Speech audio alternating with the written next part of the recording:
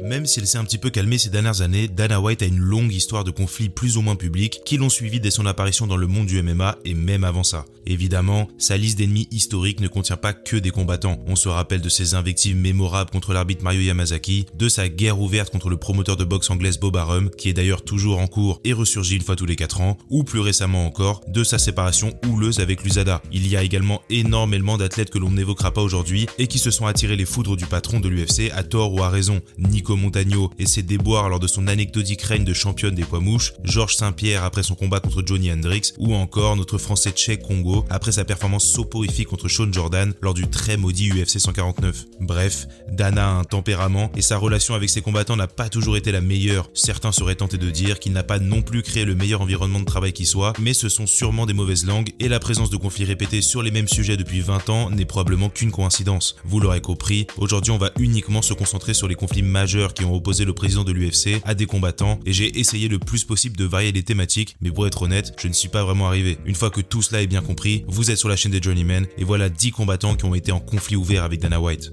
Numéro 10, Oscar de la Hoya.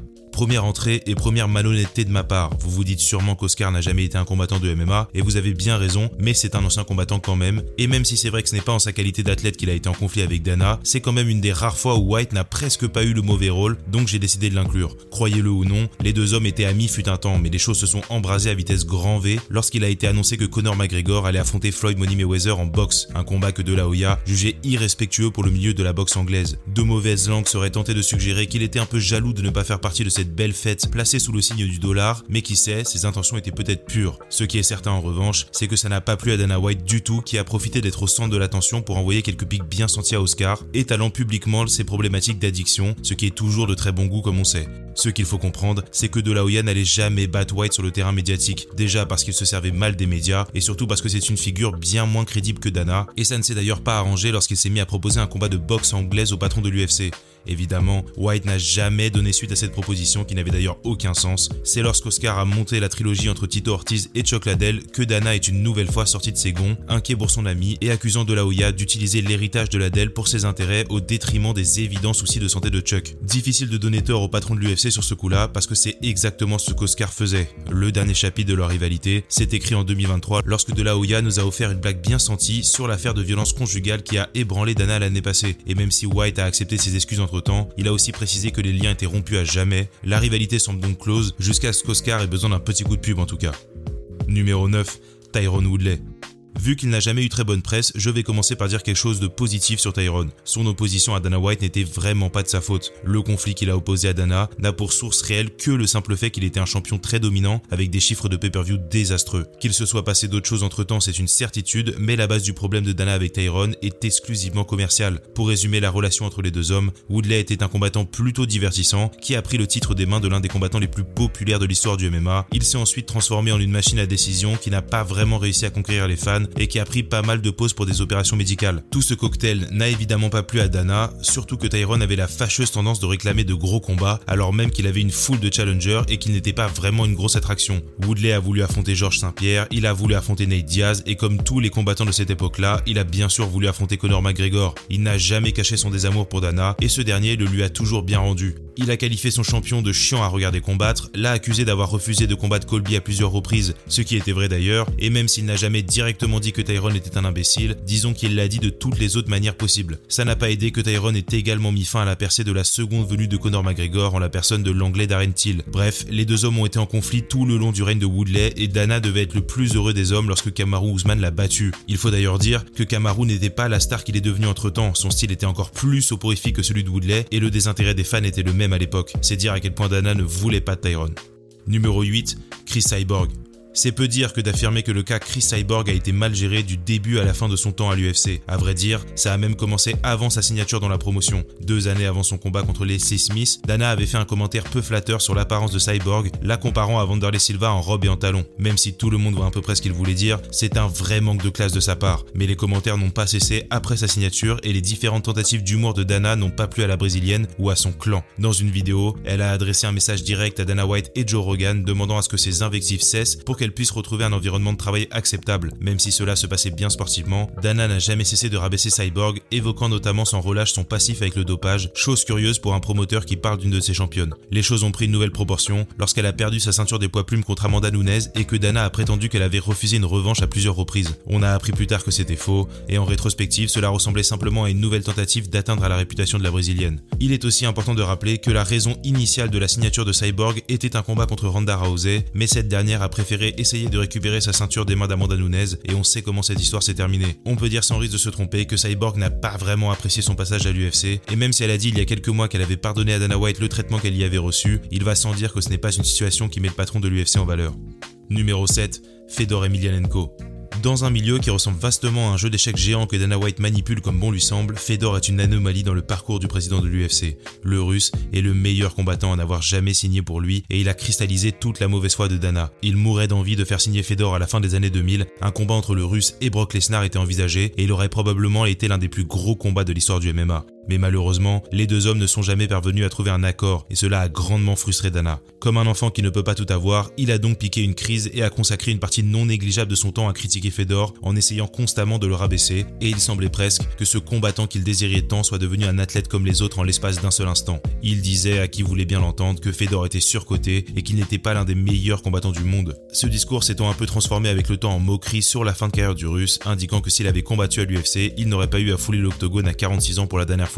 Comme on pouvait s'y attendre, Fedor n'a jamais vraiment répondu à Dana White, ses seules invectives contre le président de l'UFC, concernant essentiellement la paye de ses combattants. Sinon, il s'est toujours globalement contenté de souligner les mensonges de White, disant que Dana est toujours resté sur une ligne un peu floue entre son envie évidente de signer Fedor à l'UFC et sa volonté de ne pas trop mettre en avant un combattant qui a été signé chez littéralement tous ses concurrents au fil du temps, ce qui a parfois donné lieu à un double discours un peu confus. Ce qui est certain, c'est que Fedor n'a jamais signé à l'UFC et qu'on a perdu beaucoup de combats de rêve. Numéro 6, Demetrious Johnson.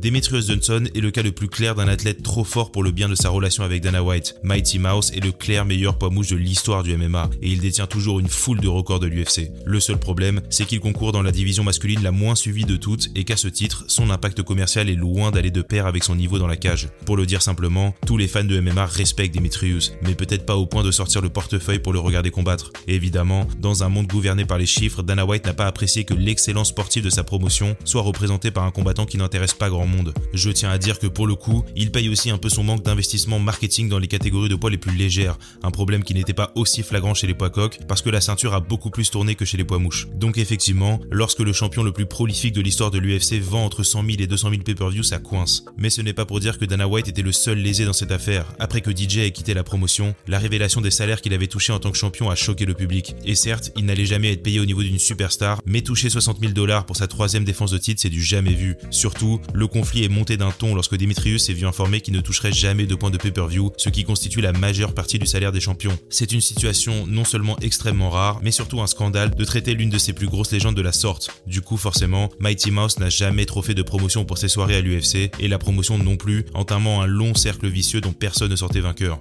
Je précise qu'il a tout de même touché des points de pay-per-view pour l'UFC 227, qui sera ironiquement son dernier combat pour la promotion. Dana a continuellement critiqué Johnson tout au long du règne de ces derniers, à un point où ça en devenait gênant, et Mighty Mouse n'a jamais arrêté de demander un meilleur salaire. Le point de rupture étant la tournée de presse dans laquelle White s'est embarqué pour dire à qui voulait bien l'entendre que TJ refusait d'affronter TJ Dillashaw par peur. En réalité, Johnson voulait simplement une meilleure paye pour ce qu'il considérait être un super combat, et dans ce qui reste comme l'ultime irrespect envers son champion avec le plus de défense de titre, Dana a échangé Johnson contre Ben Askren au One Championship comme si le poids mouche ne représentait rien pour la promotion. Un deal qui a finalement profité aux deux parties, Johnson recevant le respect et la paye qu'il a toujours mérité, et l'UFC recevant Ben Askren qui créera la star Jorge Masvidal contre sa volonté. Numéro 5, Jon Jones.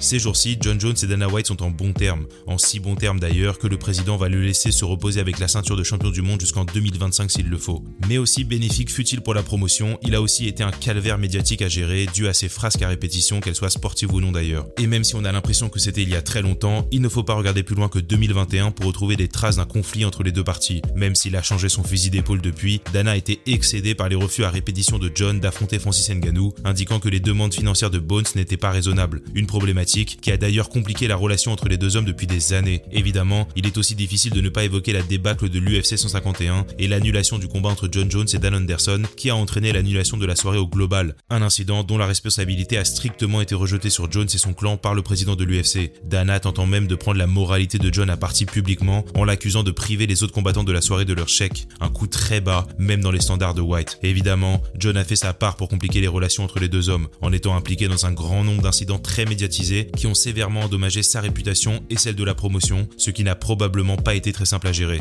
Cela étant, les deux hommes ont fait beaucoup d'argent ensemble et malgré les embûches, leur relation semble au beau fixe en ce moment. Numéro 4. Frank Shamrock.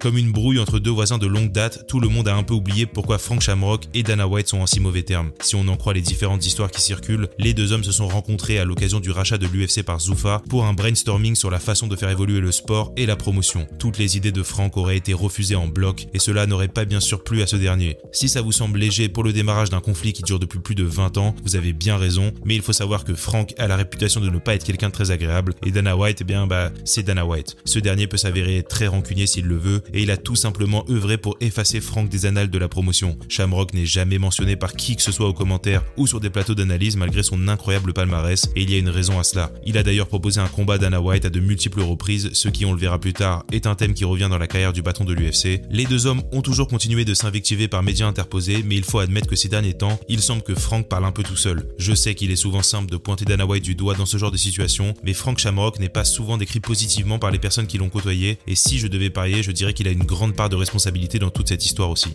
Numéro 3, Randy Couture. Plus que beaucoup d'autres conflits, celui qui a opposé Randy Couture à Dana White a vraiment mis en lumière les pratiques sombres de l'UFC. En 2007, alors que Randy est champion des poids lourds de la promotion, Dana essaye désespérément de monter un combat entre son champion et Fedor. C'est au tour de ces négociations que Randy se serait rendu compte qu'il était sous-payé par l'UFC vis-à-vis d'autres combattants d'un calibre similaire. Énervé et n'ayant plus rien à prouver sportivement, il a quitté l'UFC sur un coup de tête. Randy pensait à tort que quitter l'UFC lui permettrait d'attendre la fin de son contrat, puis de combattre où il le voulait. Évidemment, ce n'est pas le cas et l'UFC lui a bien fait comprendre car elle l'a immédiatement attaqué en justice. Randy était déjà une légende du MMA, il avait accompli tout ce qu'il y avait à accomplir dans le sport et voilà que comme s'il n'était rien, l'UFC l'attaquait publiquement en justice. Il a dû se résoudre à signer un nouveau contrat avec la promotion qui ne s'est apparemment pas accompagné d'une hausse de salaire et les relations entre Randy et Dana sont restées tendues depuis. Surtout, Dana a toujours mal pris les critiques répétées de Couture envers la façon de faire de l'UFC et le fait que The Natural ait travaillé pour le Bellator. La revanche la plus mesquine du patron de l'UFC est intervenue en 2013 lorsque Ryan, le fils de Randy, était sur le point de combattre en Suède pour l'UFC. Dana a banni Randy d'entrer dans le stade et l'a empêché d'être présent dans le coin de son fils. Une légende du MMA et de l'UFC, présent dans le Hall of Fame, n'a pas pu être présent dans le coin de son propre fils parce que le patron a atteint un tel niveau de rancune. Autant dire que les deux hommes ne sont pas en très bons termes. Numéro 2, Francis Ngannou.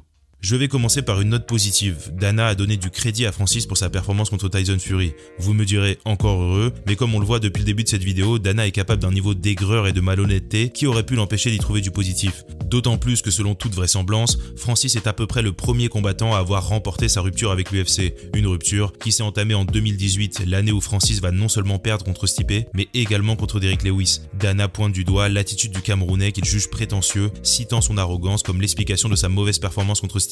Dana était surtout énervé parce que le co-main event de l'UFC 226 était catastrophique, mais il semblait déjà à l'époque que sa réaction était disproportionnée et injustement dirigée uniquement vers Francis. La frustration de Ngannou a grandi lorsque malgré une belle série de victoires, il a dû attendre plus que de raisons pour une deuxième chance au titre car l'UFC voulait mettre en place la trilogie entre Stipe et Daniel Cormier. Comme on sait, il a fini par obtenir cette chance et a remporté la ceinture de champion. Mais une fois champion du monde, Francis s'est mis à poser les questions qui fâchent, notamment celles qui concernent la paye des combattants. Dana a essayé de faire plier Ngannou, mais il a rencontré une adversité féroce de la part du Camerounais qui a décidé de ne pas renouveler son contrat et de s'essayer en tant qu'agent libre. En quittant la promotion, il voulait trouver une opportunité qui lui convenait à la fois en tant que combattant de MMA et en tant que boxeur, et même si peu de monde y croyait initialement, moi inclus, il semble avoir réussi tous ses paris. Et il l'a fait malgré une véritable campagne de Dana pour le discréditer qui a continué bien après son départ de la promotion.